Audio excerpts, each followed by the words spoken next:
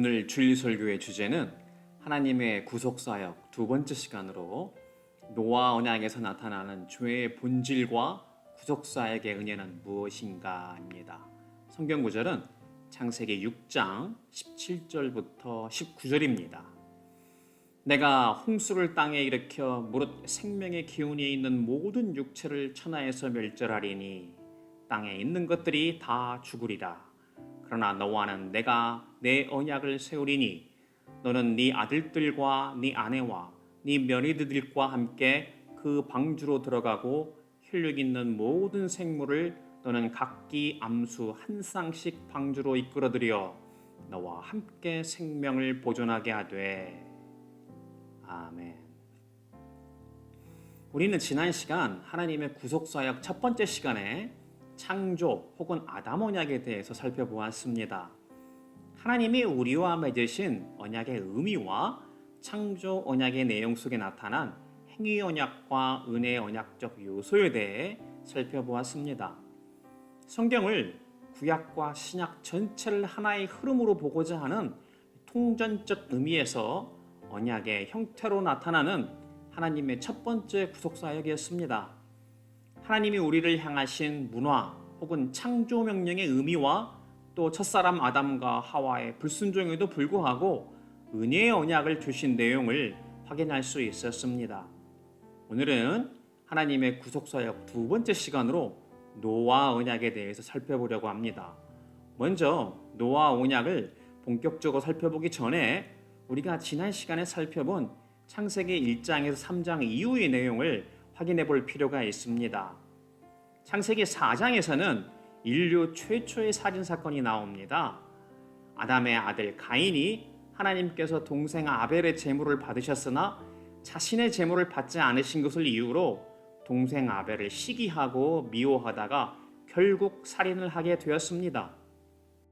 이러한 살인은 시기, 질투에서 시작되었습니다. 우리는 결과적인 살인만 큰 죄라 생각하겠지만 실은 처음부터 큰 죄가 시작되기보다는 대개는 사소하게 여겨지는 시기, 질투, 미움에서부터 시작이 되는 것을 알 수 있습니다. 하나님께서는 가인이 동생을 살인하기 전에 미리 경고하시고 주의하라고 말씀하셨습니다. 창세기 4장 6절부터 7절입니다. 여호와께서 가인에게 이르시되 네가 분하여 함은 어찌 됨이며 안색이 변함은 어찌 됨이냐? 네가 선을 행하면 어찌 낯을 들지 못하겠느냐? 선을 행하지 아니하면 죄가 문에 엎드려 있느니라. 죄가 너를 원하나 너는 죄를 다스릴지니라. 아담의 원죄 이후 인간에게 미움, 시기, 질투, 교만 등이 누구에게나 나타나는 것은 일반적인 현상이었습니다.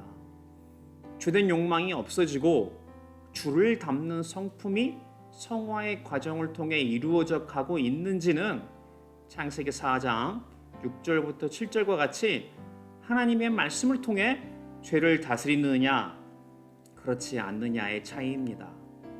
우리가 성경을 공부하고 제자 훈련을 하고 날마다 큐티를 통해 하나님의 말씀을 묵상하고 기도해야 하는 이유 중에 하나이기도 합니다. 날마다 하나님의 말씀으로 성령님 안에서 스스로를 다스리는 자는 가인과 같이 그 다음 단계의 죄로 빠지지 않기 때문입니다. 결국 가인은 살인죄를 지었고 하나님께서 가인의 죄에 대해 그냥 넘어가지 않으셨습니다. 창세기 4장 11절과 12절입니다. 땅이 그 입을 벌려 네 손에서부터 네 아우의 피를 받았은즉 네가 땅에서 저주를 받으리니 네가 밭을 갈아도 땅이 다시는 그 효력을 네게 주지 아니할 것이요 너는 땅에서 피하며 유리하는 자가 되리라. 가인의 죄에 대한 심판이었습니다. 하지만 이렇게 저주의 심판만 하고 그치지는 않으셨습니다. 가인이 자신에게 내리시는 하나님의 저주에 자신을 만나는 자가 자신을 죽일 것이라고 읍소하자 하나님께서는 아담 언약과 마찬가지로 은혜를 허락하셨습니다. 창세기 4장 15절입니다. 여호와께서 그에게 이르시되 그렇지 아니하다.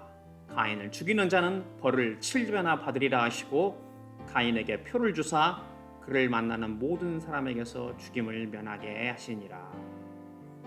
이렇게 아담과 하와 이후로 하나님의 명령에 따르지 않고 스스로가 인생의 주인이 되어 자기 뜻대로 살려고 하는 죄는 계속되었습니다. 가인의 후손 중에 라멕도 살인을 하는 장면이 추가적으로 창세기 4장 23절에 나타납니다. 하나님은 그런 중에도 죽은 아벨을 대신해서 아담에게 새로운 아들을 주셨는데 그가 바로 셋입니다. 그런데 이 셋의 자손은 가인의 후손과는 달랐습니다. 창세기 4장 26절입니다. 셋도 아들을 낳고 그의 이름을 에노스라 하였으며 그때 사람들이 비로소 여호와의 이름을 불렀더라. 성경은 이렇게 가인의 후손에는 살인자가 있다는 것이 추가로 언급되었지만 셋의 후손은 여호와의 이름을 불렀다고 합니다. 그리고 창세기 5장 마지막 부분에서 셋의 후손 중에 노아가 나오는 것으로 노아 언약의 내용이 시작됩니다. 그렇다면 이제 오늘 첫 번째로 살펴보고자 하는 것은 노아 언약의 홍수 사건에 나타난 죄의 본질과 결과가 어떠한지에 대해서입니다. 그중 첫 번째는 노아 당시 세상에 만연한 죄에 대한 본질이 나타나는 것입니다. 창세기 6장 1절과 2절입니다. 사람이 땅 위에 번성하기 시작할 때 그들에게서 딸들이 나니 하나님의 아들들이 사람의 딸들의 아름다움을 보고 자기들이 좋아하는 모든 여자를 아내로 삼는지라. 이때 하나님의 아들들과 사람의 딸들이란 표현이 나옵니다. 신학자들마다 서로 조금씩은 다른 해석을 하기도 하지만 이미 살펴본 가인의 후손을 사람의 자손으로 표현하고 셋의 후손들을 하나님의 후손으로 표현하는 것이 가장 일반적인 해석이다 여겨집니다. 그렇다면 알 수 있는 것은 시간이 흘러 셋의 후손들마저도 여호와 하나님의 이름을 부르지 않게 되어 이제는 가인의 후손들과 별반 차이가 없었다는 이야기입니다. 그래서 남자들이 결혼할 때 하나님 안에서 훈련된 가정의 여자와 결혼하지 않고 그저 여자의 아름다움만을 보고 결혼했다는 것입니다. 요즘 같은 세상에 이게 무슨 죄냐고 할 수도 있겠습니다. 성경은 하와가 저지른 인류 최초의 죄를 표현할 때 이렇게 얘기합니다. 창세기 3장 6절입니다. 여자가 그 나무를 본즉 먹음직도 하고 포함직도 하고 지혜롭게 할 만큼 탐스럽기도 한 나무인지라. 그런데 하나님의 아들들이 아내를 삼을 때 하와처럼 했다는 것입니다. 성경의 역사를 통해서 우리가 알 수 있는 것은 우상에 빠진 가문과의 결혼을 통해 하나님을 믿는 가문에 우상이 들어와 하나님과 같이 섬기는 혼합주의가 발생한다는 것입니다. 즉 하나님께 제사 지내고 요즘으로 치자면 예배 드리고 신앙생활 다 하는 것 같지만 실제로는 물질이라는 만문 등의 우상에 빠져 정작 중요한 인생의 결정과 사는 모습에서는 하나님을 믿지 않는 사람들과 별반 다르지 않게 사는 것입니다. 또 이렇게 얘기하니까 그러면 결혼해서 예수 믿게 하면 되지 않느냐 하고 말하는 경우도 있습니다. 물론 그렇게만 할 수 있다면 전도까지 한 것이니 좋은 일입니다. 하지만 우리가 알다시피 오히려 신앙의 가정이 불신앙의 가정에 스며들기가 쉽지 반대인 경우가 있기는 있으나 아주 쉽지 않기 때문에 그렇게 말하는 것입니다. 이것이 성경에 나타나는 유대민족의 역사에 아주 일반적으로 드러나는 모습입니다. 그중 대표적으로 바알과 아세라 신을 이스라엘에 들여온 아방의 아내 이사벨 왕비가 나타나 결국 그 이후 이스라엘이 멸망하는 것을 볼 수 있지 않습니까? 많은 경우 특히 집안에서 아내, 엄마의 신앙이 얼마나 중요한지를 알 수 있는 대목입니다. 대부분의 가정들이 남자나 자식들도 나이가 들면서 거의 아내, 엄마의 가치관이 크게 좌우되기가 쉽기 때문입니다. 디아스포라 유대인들도 어머니가 유대인이어야 유대인으로 인정하는 것을 보면 알 수 있습니다. 다시 창세기 6장으로 돌아가 보면 노아 당시에 세상에 죄가 가득하였다고 하는 표현이 나옵니다. 창세기 6장 5절부터 7절입니다. 여호와께서 사람의 죄악이 세상에 가득함과 그의 마음으로 생각하는 모든 계획이 항상 악할 뿐임을 보시고 땅 위에 사람 지으셨음을 한탄하사 마음에 근심하시고 이르시되 내가 창조한 사람을 내가 지면에서 쓸어버리되 사람으로부터 가축과 기는 것과 공중의 새까지 그러하리니 이는 내가 그것들을 지었음을 한탐함이니라 하시니라. 6장 11절과 12절도 보겠습니다. 그때 온 땅이 하나님 앞에 부패하여 포악함이 땅에 가득한지라. 하나님이 보신즉 땅이 부패하였으니 이는 땅에서 모든 혈육 있는 자의 행위가 부패함이었더라.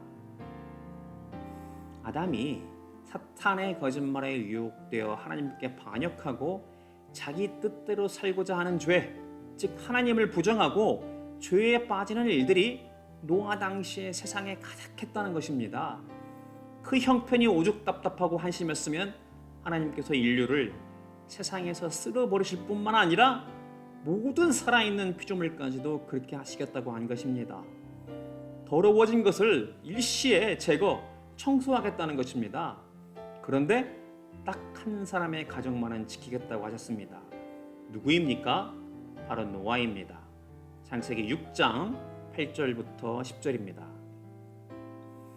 그러나 노아는 여호와께 은혜를 입었더라. 이것이 노아의 족보이니라. 노아는 의인이요 당대의 완전한 자라. 그는 하나님과 동행하였으며 세 아들을 낳았으니 셈과 함과 아벳이라. 그때 온 땅이 하나님 앞에 부패하여 포악함이 땅에 가득한지라. 그가 하나님과 동행하는 자로 하나님께 은혜를 입어 의인이었다고 합니다. 그때 하나님은 그 노아에게 명령하십니다. 창세기 6장 13절과 14절입니다. 하나님이 노아에게 이르시되 모든 혈육 있는 자의 포악함이 땅에 가득함으로 그 끝날이 내 앞에 이르렀으니 내가 그들을 땅과 함께 멸하리라. 너는 고페르 나무로 너를 위하여 방주를 만들되 그 안에 칸들을 막고 역청을 그 안팎에 칠하라. 이렇게 하나님의 명령으로 노아가 방주를 만드는데 일일이 하나님께서 방주의 재원을 직접 알려주시는 내용이 뒤이어 나오게 됩니다. 그리고는 하나님께서 노아와 언약하시는 내용이 나타납니다. 창세기 6장 17절부터 19절입니다. 내가 홍수를 땅에 일으켜 무릇 생명의 기운이 있는 모든 육체를 천하에서 멸절하리니 땅에 있는 것들이 다 죽으리라. 그러나 너와는 내가 내 언약을 세우리니 너는 네 아들들과 네 아내와 네 며느리들과 함께 그 방주로 들어가고 혈육 있는 모든 생물을 너는 각기 암수 한 쌍씩 방주로 이끌어들여 너와 함께 생명을 보존하게 하되. 이렇게 하나님께서 이른바 노아 언약을 맺으시고 세상의 죄를 홍수를 통해 심판하는 것을 볼 수 있습니다. 우리는 이 노아의 홍수 사건을 통해 죄의 본질과 결과에 대해 알 수 있는데 그 첫 번째는 죄가 모든 창조에 영향을 미치는 것입니다. 살펴본 성경 본문에 나타나듯이 노아의 홍수 사건으로 죄가 미치는 범위와 지배력이 사람뿐만 아니라 창조 세계에까지 영향을 주었습니다. 하나님께서 홍수를 통해 오직 사람 한 가정과 모든 동물 한 쌍씩만 방주에 남기고 세상을 멸절하는 것을 볼 수 있습니다. 이렇게 죄는 인간의 마음에서부터 시작하여 삶의 모든 것과 창조 세계 전체까지 영향을 미치는 것을 볼 수 있습니다. 현재 시대에도 일어나고 있는 여러 기상이변으로 인한 그 재해와 각종 전염병과 같은 질병 등을 볼 때 쉽게 확인할 수 있는 일입니다. 인간이 창세기 1장 26절부터 28절에 나타난 이른바 문화 혹은 창조 명령, 즉 세상을 향한 청지기 명령을 인간이 제대로 수행하지 못하고 죄에 빠지자 인간은 물론 창조 질서 전체가 무너진다는 것을 알 수 있습니다. 노아 홍수 사건을 통해 죄의 본질과 결과에 대해 알 수 있는 두 번째는 죄는 반드시 하나님의 심판을 필요로 한다는 것입니다. 베드로후서 3장 3절부터 7절을 보겠습니다. 먼저 이것을 알지니 말세 조롱하는 자들이 와서 자기의 정욕을 따라 행하며 조롱하여 이르되 주께서 강림하신다는 약속이 어디 있느냐? 조상들이 잔으로부터 만물이 처음 창조될 때와 같이 그냥 있다 하니 이는 하늘이 옛적부터 있는 것과 땅이 물에서 나와 물로 성립된 것도 하나님의 말씀으로 된 것을 그들이 일부러 잊으려 함이로다. 이로 말미암아 그때 세상은 물이 넘침으로 멸망하였으되 이제 하늘과 땅은 그 동일한 말씀으로 불사르기 위하여 보호하신 바 되어 경건하지 아니한 사람들의 심판과 멸망의 날까지 보존하여 두신 것이니라. 죄인들의 모습은 예나 재나 자기의 정욕을 따라 행하며 믿음의 사람들을 조롱한다는 것입니다. 그들은 예수님이 다시 오신다는 것이 언제냐? 세상이 처음부터 지금까지 똑같지 않느냐? 한다는 것입니다. 하지만 하나님의 말씀을 듣는 자들은 하나님이 세상을 창조하시고 인간과 언약하신 이후에 언약대로 세상을 심판하신다는 것을 믿는 것입니다. 노아의 홍수 때 온 피조 세계를 한 가정 한 쌍씩 남기고 다 멸망시켰듯이 마지막 때에는 동일한 언약의 선상인 새 언약으로 세상을 심판하시는데 그때는 노아 언약 때처럼 물로 하지 않고 불사르겠다고 하는 것입니다. 하나님 없다 생각하고 인생을 스스로가 주인이 되어 제 뜻대로 사는 자는 바로 이 심판을 면치 못하는 것입니다. 우리는 하나님의 말씀을 믿고 믿는 대로 사느냐에 따라 심판 자리에 서서 결과가 달라질 것입니다. 하나님의 말씀을 날마다 묵상하며 공부하고 제대로 믿고 순종하며 사는 자만이 지혜로운 자가 될 수 있습니다. 이렇게 노아의 홍수 사건은 하나님이 미래에 내리실 심판의 모델로 사용됩니다. 하나님의 진노에서 시작된 독단적 행위가 아니라 죄에 빠진 인류에 대한 하나님의 의로운 심판입니다. 노아 홍수 사건을 통해 죄의 본질과 결과에 대해 알 수 있는 세 번째는 죄는 예수님의 재림의 때에 마지막 심판 전까지는 없어지지 않고 계속된다는 것입니다. 노아 언약에 따라 홍수를 통한 심판을 통해 죄의 흔적이 어느 정도 제거되고 인류는 다시 시작할 수 있는 기회를 얻게 됩니다. 하지만 우리가 창세기를 통해 알 수 있듯이 노아 언약과 노아의 족보가 내용이 나오는 10장이 끝나고 11장에서 또 바벨탑 사건이 나오는 것을 확인할 수 있습니다. 창세기 11장 4절입니다. 또 말하되 자 성읍과 탑을 건설하여 그 탑 꼭대기를 하늘에 닿게 하여 우리 이름을 내고 온 지면에 흩어짐을 면하자 하였더니 노아의 후손이 하는 짓을 보면 탑을 쌓아 하늘에 닿게 하고 자신들의 이름을 내고 하나님의 뜻이 아니라 자신들의 뜻을 관철시키려는 것입니다. 아이들이 조금씩 커나가면서 부모에게 내 인생은 내 것이니 내 뜻대로 하겠다라고 간섭하지 말라고 하는 때가 있습니다. 그때 부모가 얼마나 화가 나고 섭섭합니까? 그러니 노아 시대 당시 사람들이 저지른 일들이 하나님 앞에 어떤 일이었는지 알 수 있습니다. 우리는 하나님 앞에 절대로 자신의 이름을 내세워서는 안 됩니다. 특히 리더들이 조심해야 합니다. 교회에서도 마찬가지입니다. 심지어 좋은 일 하자고 하면서도 하나님의 이름이 아니라 실은 자신의 이름을 드높이려는 것은 결국 인류의 조상들의 죄를 답습하는 결과를 초래하기 때문입니다. 늘 자신을 경계하고 선생된 자들, 리더들은 더욱 스스로를 살펴야 하는 이유가 여기에 있습니다. 이렇게 노아 언약의 홍수 사건에 나타나는 죄의 본질과 결과 세 가지를 살펴보았습니다. 오늘 두 번째로 살펴보자 하는 것은 인간의 죄와 그에 따른 심판에도 불구하고 먼저 하나님의 은혜가 드러나는 구속사역은 계속된다는 것입니다. 하나님이 노아와 맺으신 언약도 창조 아담 언약에서 이미 밝힌 대로 여자의 후손을 통해 하나님의 구속사역을 이루어내시기 위해 변함없이 신실하다는 것입니다. 그렇기에 노아 언약도 창조 아담 언약과 마찬가지로 죄에 대한 심판이 있는 행위 언약이기도 했지만 구속사역이 함께하는 은혜 언약입니다.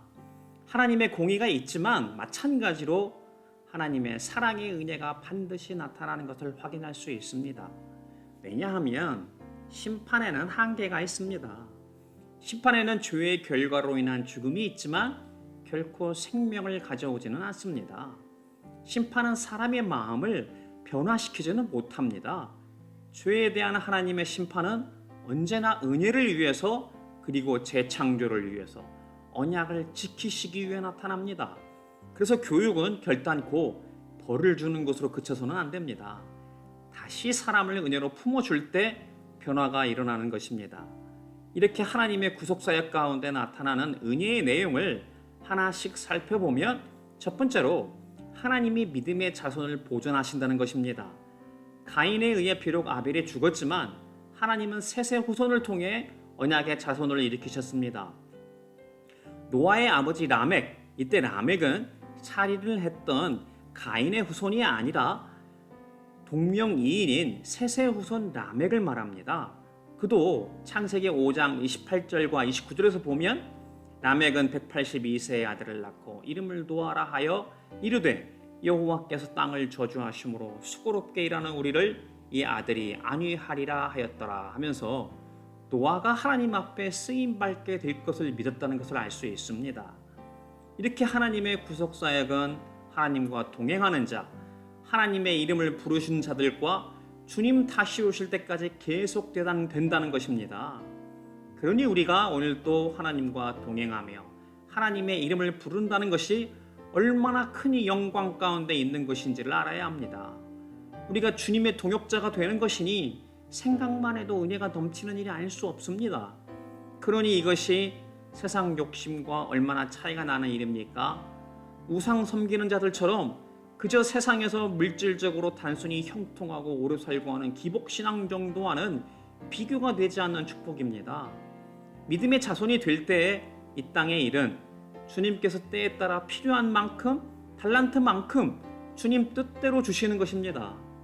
주의 나라와 의를 구하는 자에게 주께서 때마다 더하시기 때문에 그 이상의 것을 욕심낼 필요가 없습니다. 그러기에 우리는 믿음의 자손이 되어 하나님의 구속사역 가운데 쓰임받는 것을 사모할 수 있기를 바랍니다. 다음으로 하나님의 구속사역 가운데 나타나는 은혜의 두 번째 내용은 하나님이 창조 세계를 보존하시겠다는 것입니다. 창세기 8장 21절부터 22절을 보도록 하겠습니다. 여호와께서 그 향기를 받으시고 그 중심에 이르시되 내가 다시는 사람으로 말미암아 땅을 저주하지 아니하리니 이는 사람의 마음이 계획하는 바가 어려서부터 악함이라 내가 전에 행한 것과 같이 모든 생물을 다시 멸하지 아니하리니 땅이 있을 동안에는 심음과 거둠과 추위와 더위와 여름과 겨울과 낮과 밤이 쉬지 아니하리라. 홍수가 다 지나간 다음에 다시 무트로 방주에 있던 노아의 가족과 모든 동물들이 나온 이후에 노아가 하나님께 제단을 쌓고 번제를 드리자 하나님께서 노아와 언약하신 내용 중 하나입니다. 이제는 더 이상 사람의 죄가 창조의 질서를 망쳐버리거나 하나님의 구원 사역의 목적을 방해하도록 내버려 두시지 않겠다는 것입니다. 하나님께서 창조 질서를 보존하기 위해 친히 개입하겠다는 것입니다. 다시 말해서 인간이 타락해서 완전히 악해지도록 내버려 두시지 않겠다는 것입니다. 비록 그런 죄 가운데 있는 사람들로 인해 사회가 완악해지고 파멸적으로 변하더라도 하나님의 섭리적 보살핌으로 인해 인류의 존재 자체가 완전 부패로 향하는 일은 결단코 허락되지 않는다는 것을 말합니다. 타락한 인간을 은혜로 보존하시기 위해 하나님께서 개입하심으로 죄가 사람과 창조 질서에 미치는 영향을 제한하겠다는 뜻입니다. 그 다음으로 하나님의 구속사역 가운데 나타나는 은혜의 세 번째 내용은 하나님께서 사람이 갖는 언약적인 지위를 재확인하시는 것입니다. 이미 창조 때에 아담에게 명령하셨던 창세기 1장 28절에 창조 혹은 문화명령, 이 청지기 명령이라는 언약 안에서의 지위를 노아에게 다시 확인시키셨습니다. 창세기 9장 1절부터 2절입니다. 하나님이 노아와 그 아들들에게 복을 주시며 그들에게 이르시되 생육하고 번성하여 땅에 충만하라. 땅의 모든 짐승과 공중의 모든 새와 땅에 기는 모든 것과 바다의 모든 물고기가 너희를 두려워하며 너희를 무서워하리니 이것들은 너희의 손에 붙였음이니라.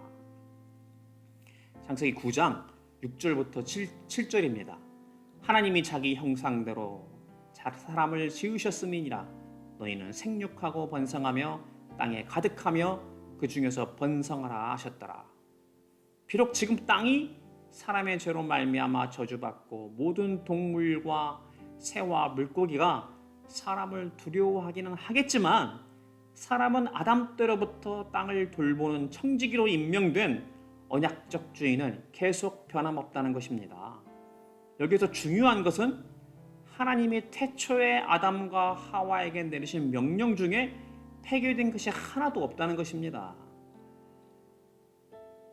상황이 변하기는 하였지만 하나님이 언약에 대한 의무와 책임을 지시는 것처럼 사람도 하나님의 말씀에 대한 의무와 책임을 지게 하시는 것입니다. 하나님은 창조 질서를 돌보고 발전시키는 사람을 통해 스스로를 영화롭게 하시는 뜻을 절대로 단념하지 않으십니다.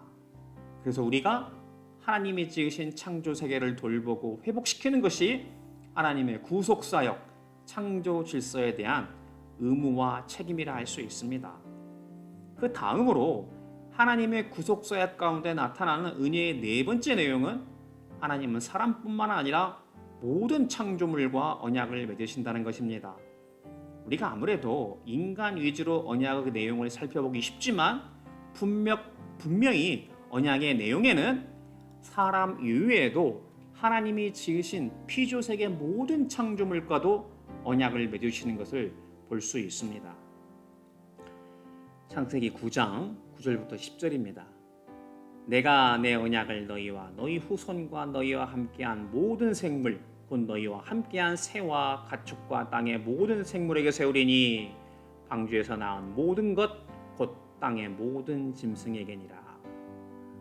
이렇게 하나님은 노아와 그 후손 모든 인간들에게 뿐만 아니라 방주에서 나온 모든 창조물에게도 언약을 맺으셨습니다. 하나님이 세우신 구원 계획의 범위가 인류뿐만 아니라 하나님의 창조세계 전체를 포괄하는 것입니다. 다음으로 하나님의 구속사역 가운데 나타나는 은혜의 다섯 번째 내용은 하나님이 베푸시는 은혜는 비록 창조세계 전체를 범위로 한다 하더라도 하나님이 선택하시는 구원의 은혜는 모든 사람에게로 확대되지는 않는다는 것입니다. 언약이 미치는 범위가 전 피조세계에 미칠 만큼 포괄적인 것은 맞지만 그렇다고 해서 모든 사람에게 구속을 약속하지는 않습니다. 마태복음 5장 45절을 보겠습니다. 이는 하나님이 그 해를 악인과 선인에게 비추시며 비를 의로운 자와 불의한 자에게 내려주심이라. 하나님의 일반은 총은 모든 세상 안에서 모든 생명의 조건들을 보호하고 의인과 악인에게도 똑같이 베풀어집니다. 하지만 그와는 대조적으로 하나님이 베푸신 구원사학의 은혜는 언제나 특수하게 하나님과 동행하는 언약의 자녀에게만 나타납니다. 창세기 6장 8절부터 9절에서 노아가 여호와께 은혜를 입었더라. 노아는 의인이요 당대의 완전한 자라. 그는 하나님과 동행하였으며 라고 합니다. 이렇게 하나님의 언약은 은혜로 구원받아 하나님과 동행하는 자를 통해서 나타납니다. 그래서 우리는 그 언약의 자녀 안에 포함되는 자로 부르심을 받았기에 충성으로 순종하는 것입니다. 우리가 언약의 자녀인지 아닌지는 순종하는 지에 따라 판단될 것입니다. 이렇게 다섯 가지로 나타나는 하나님의 구속사역 가운데 나타나는 은혜의 내용을 살펴보았습니다. 이제 세 번째로 살펴보려는 것은 하나님이 노아와 맺으신 언약의 의미입니다. 이미 죄의 본질과 결과, 하나님의 구속사역의 은혜가 무엇이 있는지 살펴보면서 부분적으로 언급되기도 했지만 노아 언약에 대해 결론 삼아 그 의미를 정리해보고자 합니다. 먼저 하나님께서 노아 언약에 대한 표징으로 나타내신 무지개가 우리에게 상기시키는 내용입니다. 창세기 9장 12절부터 17절까지입니다. 주요 내용을 살펴보겠습니다. 하나님이 이르시되 내가 나와 너희와 및 너희와 함께하는 모든 생물 사이에 대대로 영원히 세우는 언약의 증거는 이것이니라. 내가 내 무지개를 구름 속에 두었나니 이것이 나와 세상 사이의 언약의 증거니라. 내가 나와 너희와 및 육체를 가진 모든 생물 사이에 내 언약을 기억하리니 다시는 물이 모든 육체를 멸하는 홍수가 되지 아니할지라. 이렇게 구름 속에 있는 무지개가 나타날 때 하나님께서 노아와 노아의 후손인 우리 모두와 맺은 언약이 여전히 유효하다는 것을 증거로 나타낸다는 것입니다. 인간의 계속되는 죄악으로 인해 언약이 갱신되지만 그렇다고 해서 이전 언약이 전부 폐기되는 것이 아니라 새 언약 안에서 옛 언약이 성취되고 성숙하게 되며 더욱 온전히 자라게 된다고 지난 시간에 언약의 의미에 대해서 살펴보았습니다. 무지개가 뜰 때면 하나님이 우리를 향하신 심판 가운데 임하는 은혜를 다시 생각하게 됩니다. 이때 무지개라고 쓰인 단어의 히브리어는 캐셰트인데 이 뜻은 활 혹은 무지개로 번역됩니다. 실제로 영어 성경에서는 대부분 레인보우가 아니라 바우, 활이라고 번역하고 있습니다. 이전에는 무지개라는 이름이 없었기에 구름에 걸린 활을 무지개라 하면서 레인보우가 생겼기 때문입니다. 그렇다면 이 무지개가 무슨 의미가 있는지가 중요합니다. 하나님께서 전쟁용 무기인 활을 내려놓으시고 홍수의 심판을 거두셨다고 합니다. 활이 땅을 향했을 때는 홍수 심판이 있었지만 이제는 그 활을 내려놓으니 활의 방향이 우리가 확인할 수 있는 무지개 방향처럼 더 이상 땅을 향하지 않고 오히려 하늘을 향하고 있는 것입니다.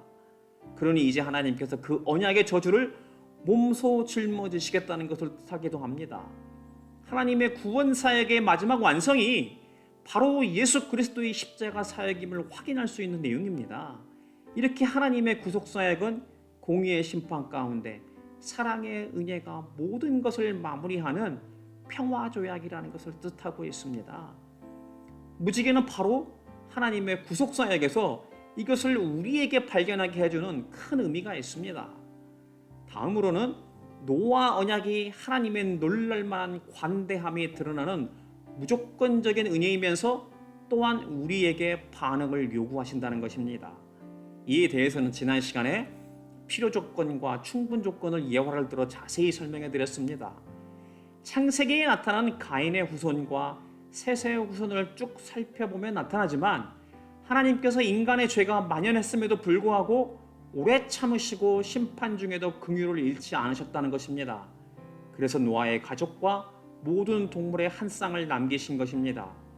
이렇게 노아 언약이 하나님의 결정권과 결심에 의지하는 것이 사실이지만 그럼에도 불구하고 하나님은 언약 관계에서 사람의 의무와 책임을 부과하시는 것도 사실입니다. 노아에게 하신 가장 중요한 첫 명령은 바로 이미 살펴본 창세기 6장 14절에 나타난 대로 방주를 지으라는 것이었습니다. 성경에서 노아가 방주를 지은 기간이 나타나지 않지만 유대의 전승에 따르면 약 100년에서 120년의 시간 동안이라고 합니다. 자기 가족만 타려는 조그만 배가 아니라 지상의 모든 동물의 암수 한 쌍을 같이 태워야 하는 엄청나게 큰 배였습니다. 하나님이 그 배, 방주의 재원까지 구체적으로 알려주셨습니다. 그렇다면 우리도 노아 입장에서 생각을 해볼 필요가 있습니다. 그 큰 배인 방주를 무려 100여 년 이상의 기간 동안 오직 노아 가족만이 지어야 했습니다. 당연히 그 배를 짓기 위해 많은 나무와 넓은 공간이 필요하지 않았겠습니까? 그러니 자연히 산 위에 방주를 지을 수밖에 없었습니다. 적은 인력과 도구로 큰 나무들을 실어 나르는 것이 당시에 만만치 않았을 테니 직접 나무를 공급받을 수 있는 곳에서 방주를 지었을 것이기 때문입니다. 그렇게 오랜 기간 산 위에서 방주를 짓고 있었으니 점차 사람들에게 소문이 나기도 했을 것입니다. 노아 가정이 산 위에서 나무를 깎아 큰 배를 짓는다는 이야기가 무려 100년 이상 지나고 있을 때 얼마나 많은 사람들이 도대체 홍수는 언제 오냐 하며 그를 조롱하며 비웃었을지 상상할 수 있습니다. 만약 노아에 동조하는 사람이 있었다면 그들도 방주에 올라서 같이 살았겠지만 그렇지 않았으니 말입니다. 과연 우리라면 그런 상황에서 포기하거나 변심하지 않고 노아처럼 끝까지 방주를 지을 수 있을까요? 그런데 창세기 6장 22절에서 보면 노아가 그와 같이 하여 하나님이 자기에게 명하신 대로 다 준행하였더라고 합니다. 창세기 7장 6절에서 보면 홍수가 땅에 있을 때 노아가 600세라고 합니다. 그 말은 노아가 480세일 때쯤부터 그 큰 방주를 산에 짓기 시작해서 600세가 될 때 방주에 승선하고 홍수가 났다는 것입니다. 홍수가 날 것이니까 방주를 짓는다는 소문을 100여 년 이상 듣고도 세상 사람들은 회개하지 않았고, 그럼에도 불구하고 노아는 끝까지 하나님의 명령 앞에 순종한 것입니다. 언약 백성으로, 언약의 자녀로 사는 우리의 신앙생활이 어떠해야 하는지를 노아 언약을 통해서 확인할 수 있는 대목입니다. 바라기는 어떤 환경 속에서도 노아와 같이 끝까지 하나님의 명령대로 순종하는 자리에서는 하나님 나라의 백성이요 예수 그리스도의 제자가 되기를 주님의 이름으로 축복합니다. 마지막으로 복음 찬송 주만 바라볼지라 함께 찬양하고 기도함으로 마치겠습니다.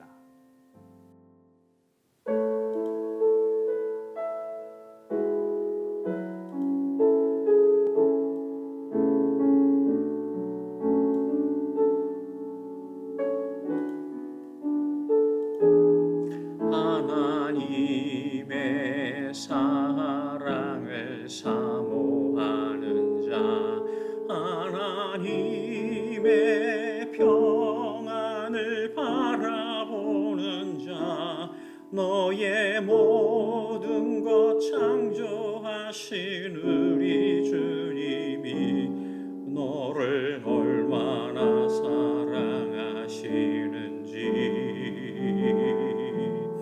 하나님께 찬양과 경배하는 자, 하나님의 선하심을 닮아가는 자, 너의 모든 것 창조하신 우리 주님이 너를 자녀 삼으셨네. 하나님 사랑의 눈으로 너를 어느 때나 바라보시고 하나님 인자한 귀로서 언제나 너에게 기울이시니 어두움에 밝은 빛을 비춰주시고 너의 작은 신음에도 응답하시니 너는 어느 곳에 있든지 주를 향하고 주만 바라볼지라.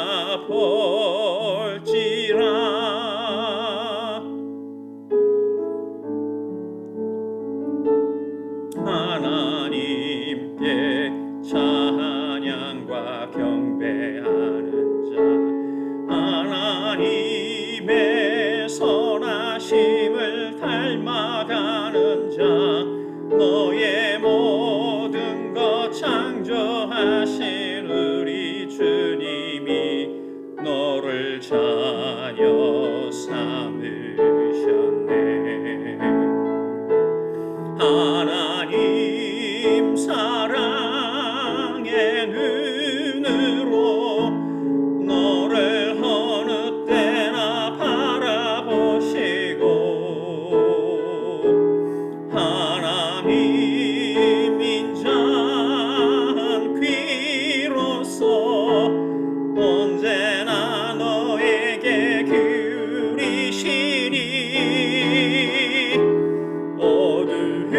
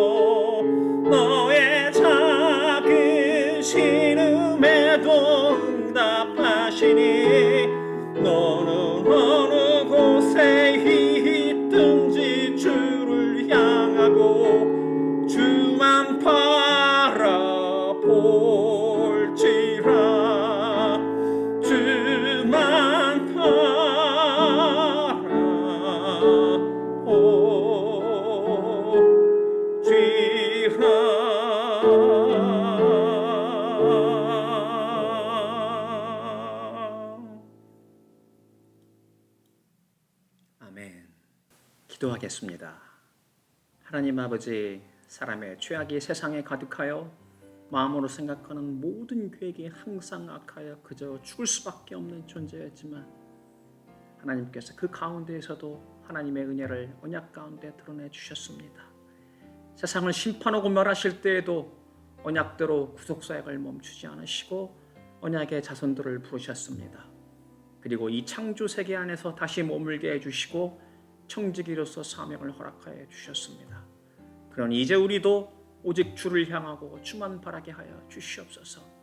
노아가 무려 100년이 훨씬 넘는 기간 동안 온갖 조롱과 어려움 속에서도 끝까지 하나님께서 명하신 대로 준행하였던 것처럼 저희도 인생 가운데 어떠한 어려움과 고난이 있을지라도 끝까지 충성하며 마지막 날 허락하신 상급을 영광 가운데 받게 하여 주시옵소서.